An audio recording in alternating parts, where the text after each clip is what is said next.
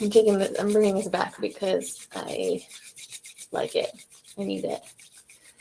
The other thing I was doing is rubbing my feet against the floor. It's kind of the same idea. For me, this is like a big kind of way to transfer energy out of my fight or flight back into safe and social a little bit. It might be good if you're in freeze also, you never know. But I really like just doing this, like kind of warming things up, and then the feeling afterwards is really nice. Kind of like the feeling if you ever do like a minute or so of cold water at the end of your showers, and then you get out of the shower and you're like, everything's just like settling in your snow globe. That's kind of how it feels for me. It's like a mini version of that. So that's why I do it. And I could use some of that today. I have been having a heck of a week. I don't know what's happening with my nervous system, but I've been trying to rest more, like I was talking about last week, and it's working, and I'm resting, and things are changing and moving, and it's really good. I don't know if anybody else has been feeling like this, but this year is full of big transformation energy. Like, so many people I know are like leaving jobs and leaving relationships and moving across the country, across the world, and starting new endeavors, new businesses. Oh, hey, Jocelyn, thank you so much. Like you, I think you're starting new businesses, new endeavors. So many people are just shifting their place in the world right now, and it's really fascinating to watch. It doesn't feel like a coincidence, that's for sure.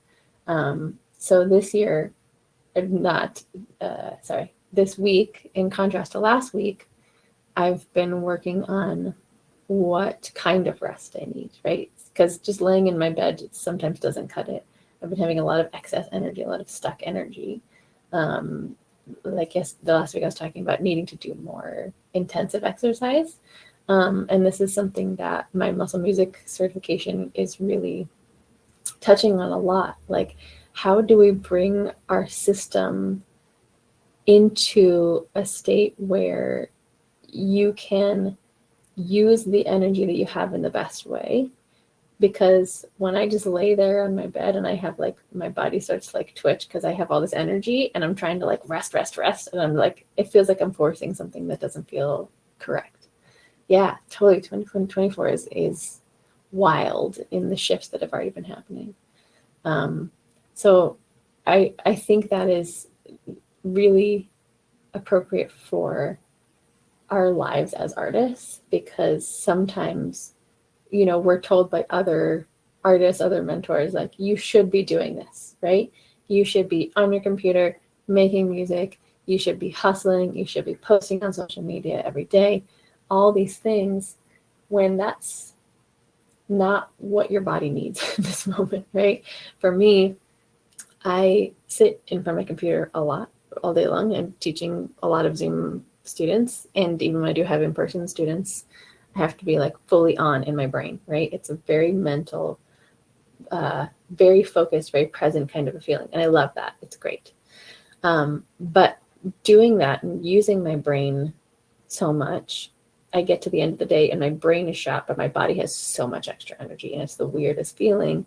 I'm starting to have a hunch that where my facial tic comes from is because of all that excess energy. So it's very interesting to look at this as a vocal coach. Like, where are you expending energy because you think that's where you should be expending energy?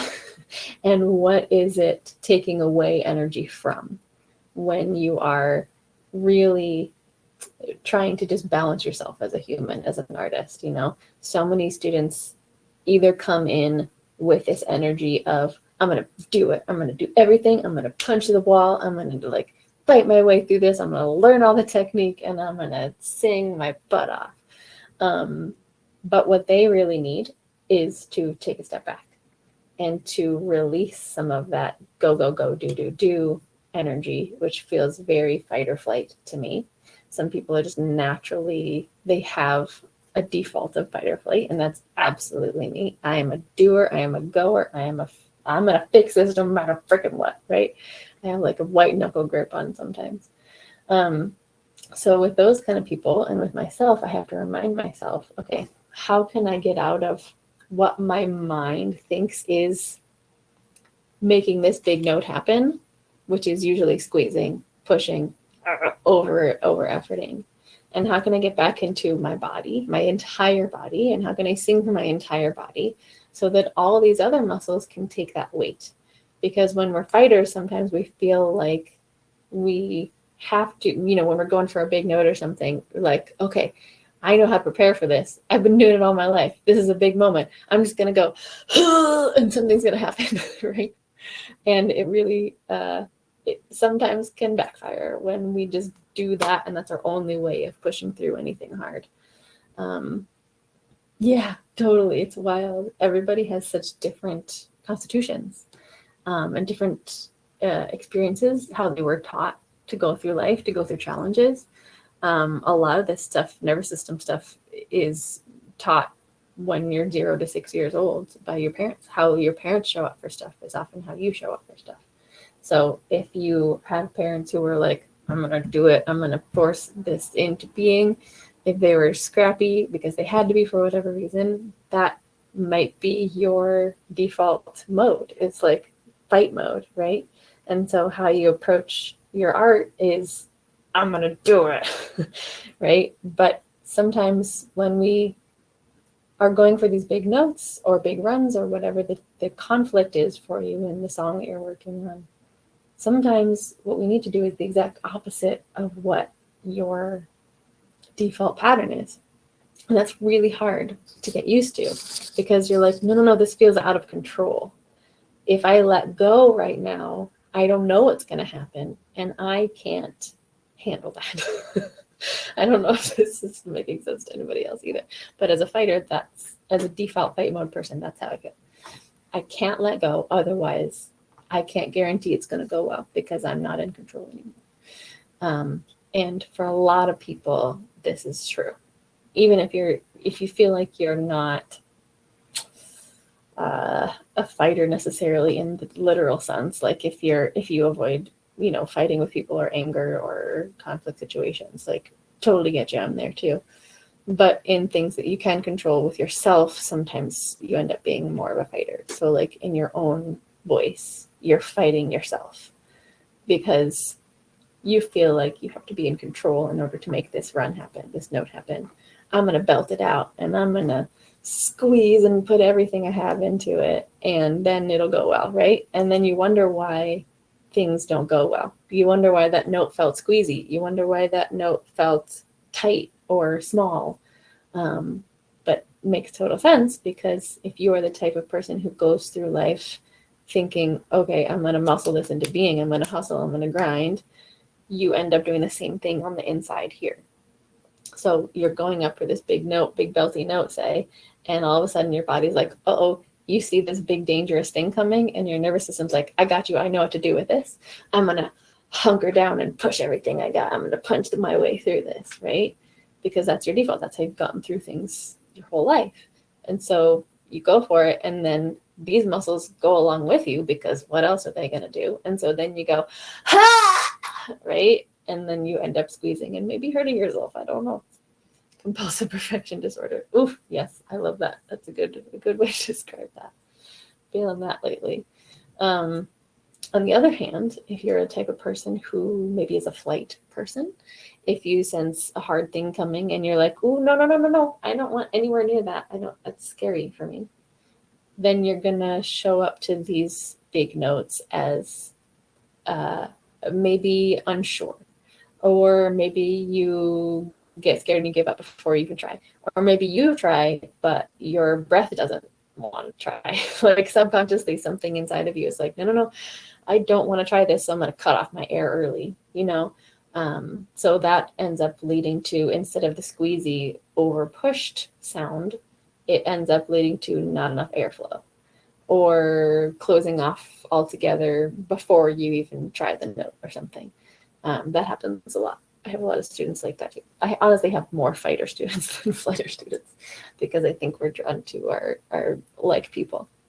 But if you're one of these people, like you're listening to other people telling you to hustle and grind more, and you're like, but I'm trying, I'm really trying, and nothing is happening the way I want it to. Well, that's because your nervous system is in fear still. Understandably, because you might have had some experience that led you to believe that you can't safely make noise. Because if it doesn't sound the way you want to sound, then you're going to be punished or something. You know, if you had a mean choir director when you were a kid that was like, you better get this right, even that, them saying one thing off the cuff can lead to this default of running away and not even trying because you're scared of what's going to happen, what the consequences if a wrong bad note comes out on the other end. So in these moments, it's really interesting to look at, where am I expending energy in a direction that is not helpful for me? Am I overworking my voice? Am I overworking my hustle muscle? Hustle muscle, I like that. Or am I expending so much energy trying to preserve myself and not mess up that I'm going in the complete other direction and I'm not even trying? Or maybe I am trying and my body's not letting me because it's not feeling safe. None of these are your fault. Just want to reiterate that. This is very important. Hear me when I say, none of this is your fault. This is biological programming that started when you were less than 6 years old. Okay? So if you're listening to this and getting down on yourself for something else, if you're just like, oh man, another thing to add to my list of all the things I'm doing wrong, it's not one. This doesn't count as this. Okay? You are not in control of this. One of the most important things I'm learning about the nervous system is your first reaction is never your fault. You are never in control of that, right? Think of if somebody walked through the door right now and went, ah, your first reaction would not be calculated. You wouldn't be like, hello, right? You'd be like, holy crap. So that goes to show you, we are not in control of our biology. It's just biology, right? You are in control of your mind, and you are in control of training your mind and your body and your nervous system and your voice. This is what vocal training is. This is why I have a job. We have the ability to change and to make different choices, but we can't change our first reaction and our most visceral, deepest patterning in this moment. You can train your nervous system over time to start to see different things as less scary, as less attacking on your nervous system. So like, this is why we can work with stage fright, because if you feel a whole lot of stage fright at first and your body is naturally tightening up and your first instinct is to run away from the stage, or your body starts literally shaking and you can't perform, that's your biology just trying to save you. It's just trying to take care of you because it's seeing this stage as a threat, right? Or maybe it's this big note that you're trying to go for. It's seeing that big note as a threat.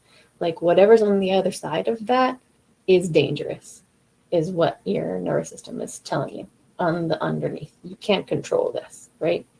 And so when you step up to be on stage and you say, okay, I'm going to do little bits of this at a time. Maybe I'm not going to perform in front of 1,500 people right now. Maybe I'm just going to perform in front of my brother and see how that feels. And you start to notice these things about yourself. This is the most important thing when you're working with these different defaults, is just notice. Don't judge. Don't say, oh, I should be different. I should be less nervous. It's just you, blah, blah, blah. No judgment, no disclaimers. Just notice what's happening in your body. So like for me, I get sweaty. My hands get a little clammy. I get a little shaky when I'm nervous, when I'm about to perform in front of somebody else. And I know that because I've tried a bunch of times and I've made my goal is to just notice what's happening in my body and to not try and stop it, not try and judge. So I noticed that my body's trying to do something. It's trying to tell me something. Okay, gotcha. Thank you very much. I'm going to do this anyway. I'm going to make sure I feel safe. I'm going to give myself all the tools I need. I'm going to push. I'm going to plank. I'm going to use my muscle engagement. I'm going to give myself a nice big hug. Biologically, it reminds your body that you are actually safe in this moment, even though your nervous system is seeing a lot of red flags and trying to tell you that you're about to jump off a cliff instead of singing in front of a person. So this is where the nervous system training comes in. You're showing yourself that you are safe in order to take the step forward that you need to take on this journey to maybe singing in front of a bunch of people later on. But you don't have to put yourself in the deep end. That's a whole lot. This is why artists get burnt out. They do too much too fast. They take on tours. They are just raising their dopamine levels like crazy. They're giving themselves way too much too soon. And so then they burn out. And then they're like, why can't I handle this? Well, because you went from playing for 100 people to 13,000 people in 2 weeks. I wonder why your nervous system is freaking out, because it's seeing things that it doesn't know how to put in context.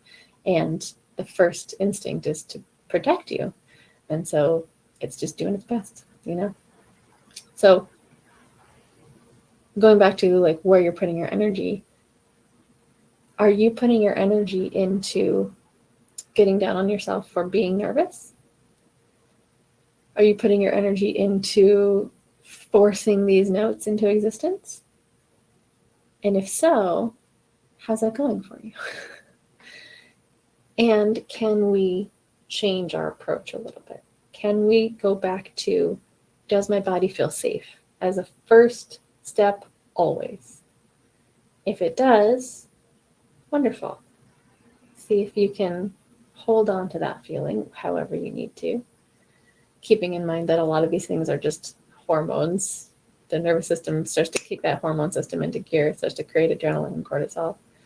And so whatever you need to do to help that flow through your body will help you hold on to this calm state. If you have pushed and planked and done that, keep moving. Don't stop moving. That's the goal, especially if you're a fighter or flighter. Gotta move. Otherwise, your body will think that it hasn't done anything and you're still in danger, right? Moving helps remind your body that you are safe. You are biologically fighting the attacker. And once you move, sometimes some shaking helps, sometimes some push-ups help. That's telling your body, like, oh, I did something about this threat. Okay, now we can chill and we can continue forward. So where are you putting your energy? If you are a natural flighter, you might look at this a little different and say, okay, there's some reason I don't feel safe right now. Number one, does my body feel safe? Can I get my body to safety in this moment? If not, what is happening in my environment? Because if you're a fighter and something's wrong in your environment and your nervous system is doing all that neuroception ahead of you, you may not know what it is, but you may feel something's off. Like this person that you've had conflict with is in the audience. You're like, ooh, I don't like this. It doesn't feel good. Or you may be wearing really uncomfortable shoes, but that's not what comes to mind. You're just like, why do I feel so gross right now? Take a look at your environment. How can you make your environment a little safer for you? Who are the people that you're showing up with? Can you get a co-regulator? Can you bring your sister along to co-regulate with? You can give them a hug. You can chat with them about how you're feeling before you perform so that there's more of a foundation of safety underneath you before you try and on purpose tax your nervous system. And again, we're just tackling it a little bit, right? We're not trying to jump in front of 1,500 people. We're singing in front of one person if this is a thing for you. If you're singing in front of your brother and you feel safe around him, make him be your co-regulator. Be like, hey, guess what? I'm feeling a lot of things right now. I'm feeling shaky. I'm feeling nervous. Can I just talk to you about how I'm feeling? Can you give me like a 20-second hug? Can we do some push-ups together? Like just having that other person there can give your nervous system the feeling of safety that it might need in order for you not to just run the other way. Or metaphorically, when you're singing, as I was saying, if you're a flighter, sometimes if you're going for a big note, your air just cuts off automatically. You're like, I don't know what happened, but I didn't have any air. So we have to come at it from a place of safety, and environmental safety is huge. Bodily safety is huge. In your mind, feeling safe is huge. That's why I do the whole gremlin conversation. Because if you're in your mind going, okay, I'm going to do this thing, I'm going to perform for somebody, and your gremlin's in there with you going, are you sure about that? I don't think you're ready. I think you're not good enough yet. And you're listening to that, you're automatically going to be in a place of not safety, right?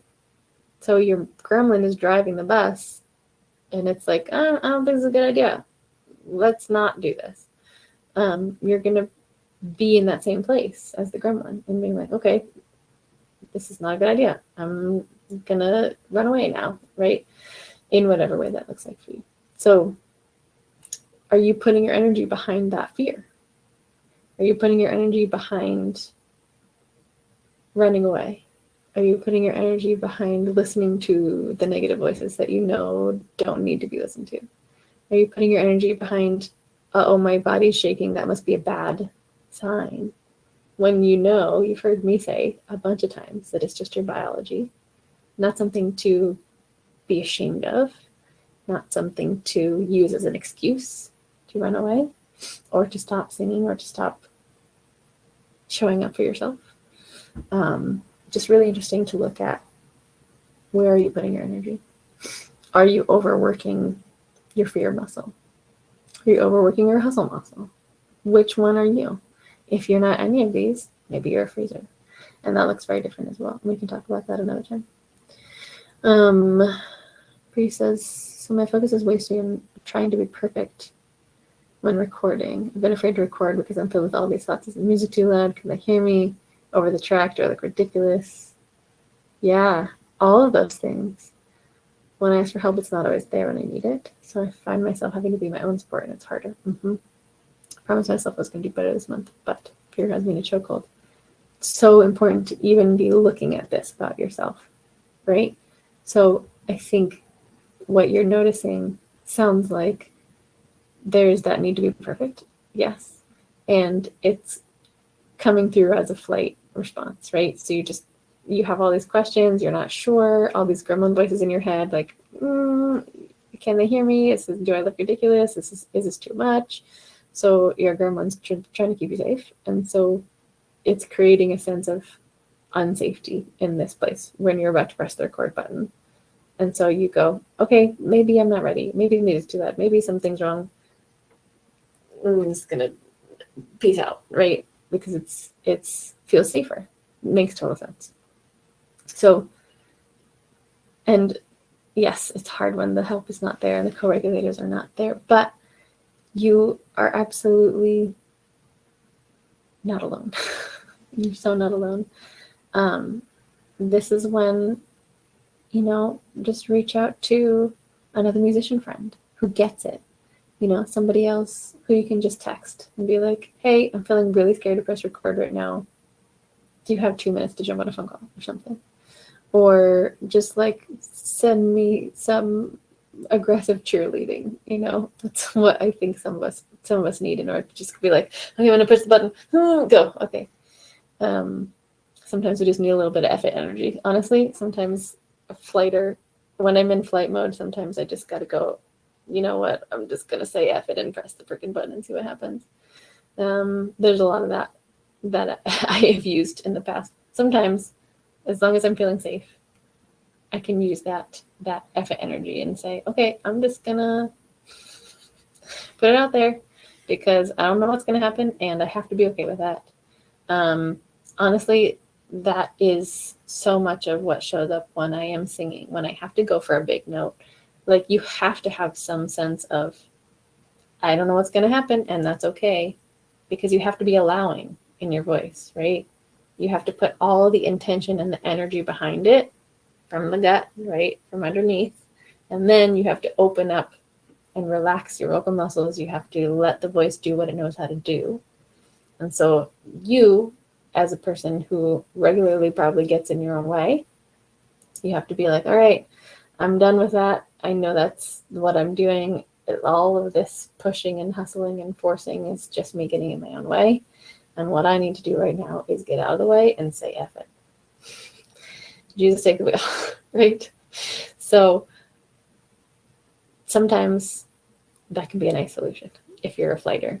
Just be like, I don't know all the answers, but I'm gonna press this button and I can choose what I think about it later, right?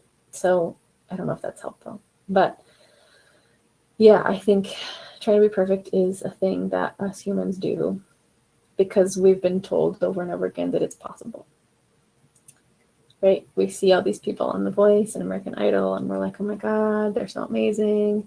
But guess what, you guys? All of that stuff is edited. So much of everything is edited. Your favorite artists, it's edited.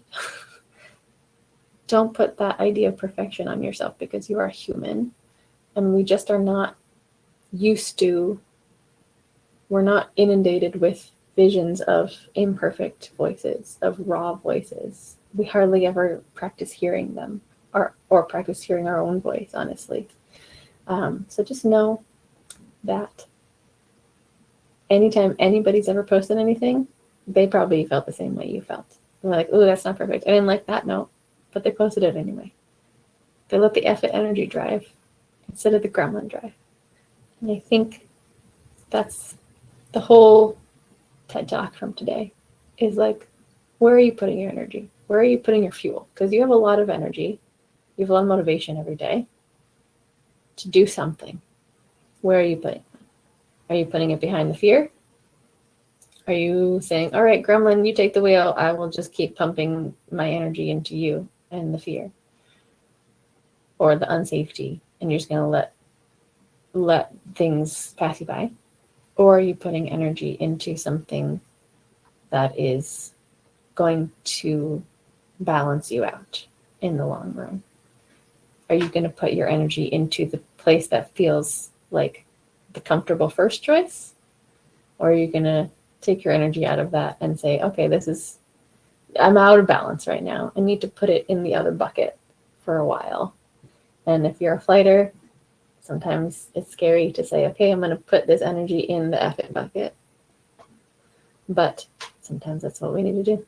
And if you're a fighter, it can be really scary to put your energy into the I'm letting go bucket because we need control. And that is a really scary thing to let go of. So keep that in mind. Where are you imbalanced? Are you using too much of your left brain to science out the singing when you should be feeling more? Are you doing the opposite? Are you feeling it too much and not sciencing it enough? Don't let this be another way to second guess yourself. You know where you are putting too much energy because it's the thing that you're like, why am I doing this again? Again? Really? Sarah? Again? So you don't have to share it out loud, but yeah, absolutely. Your default is not necessarily the safe space. It's just what your nervous system feels like is the safe space for you. And it's not always correct.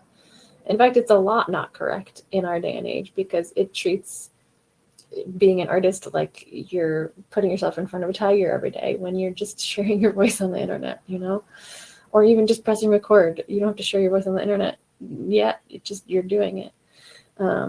Yeah. So even the safe space is not a safe space because then you are disappointed in yourself and you get in a funk and it's just a vicious cycle. So I'm going to look at where you're putting your energy and see if we can move it to the other bucket to balance out the scale a little bit. What if I played a game with myself and said, what's my first instinct here? What if I made it a game to go with the second or the third instinct? What if I made it a game to do the thing I really don't want to do 5 times today? Maybe see if you can rack them up, right? I'm doing the thing I really don't want to do. I'm pressing the record button and I'm going to do it 5 times today, right? I'm eating vegetables, even though I really want to eat French fries. I'm going to keep racking those up, helpful for our systems to balance itself out. Yeah, exactly. Thank you guys for sharing. It really is important for you to keep looking at yourself and share with other people, because I guarantee you're not the only one feeling this. So get your singer friends, if you're in my programs, post all this stuff in the group, like these things that you're feeling, like share it with other people, and then you'll have an automatic sounding board for this stuff. Because when we keep all this stuff in our head, that's when it gets dangerous, when we resist it. We're like, ooh, I shouldn't be thinking that. Guess what? Everybody else is thinking that too. And when you unshame that, you can take different steps and get past that. So the thing that's on the other side of performing, the thing that you feel your nervous system feels is going to eat you, it's saying is a big threat, then it slowly starts to become a little less of a threat. And then we slowly start to expand our comfort zone. And then maybe we perform in front of 5 people instead of 1 person. And then that starts to become engulfed in your comfort zone as well. So it really does make a difference how you show up for yourself. Yeah. Do the other thing. That's your advice for today. Do the other thing, not the usual thing. Give your art, at the very least. I'm not here to tell you what to do with your life, but your voice, give your art, your creativity. See if you can infuse a little more of that effort energy in it this week. Just allow yourself to be where you are. And that's okay. It may not feel good all the time, but if you're a fighter, try on some letting the wheel go energy. If you're a flighter, try on some F it, I'm pushing the button energy. See what that does for you. And it doesn't even have to be about recording. It can be like if you're about to sing a really big note, like I keep using that example, like what's your default? Am I going to hustle and push and punch it? Okay, that's my usual. Maybe I'm going to choose the other option. Maybe I'm going to let it be open and easy and messy, right? Maybe I'm going to let go of control a little bit. If I'm going to that note and I find myself not having any air, not having any power behind it, it becomes really small and weak. What's my default there? Is it to get scared and run away? Okay. Maybe I try adding a little bit of effort energy into that and saying, okay, I'm going to get my whole body involved. And I'm going to sing with a little more power. See what happens. Just as an experiment. This doesn't have to be anything you share with anybody either. Try it in the comfort of your car or your shower or wherever you sing. Let it be something you just play with for this week. You don't have to share it yet, but I would love to hear about it if you do. And if you want to share, I would love to hear how it went. My voice is really dry, so I'm going to go. my whole self is a little dry. But I love you. I'm right there with you. I'm on this journey. This is why I bring these things up, because it's coming up for me. We're here. We're doing the work together. We are loving and unshaming our nervous systems. We are choosing different paths for ourselves. We don't have to do the thing that everybody else has told you to do. You can be where you are, and it can be okay. And I love you. And I'll see you soon.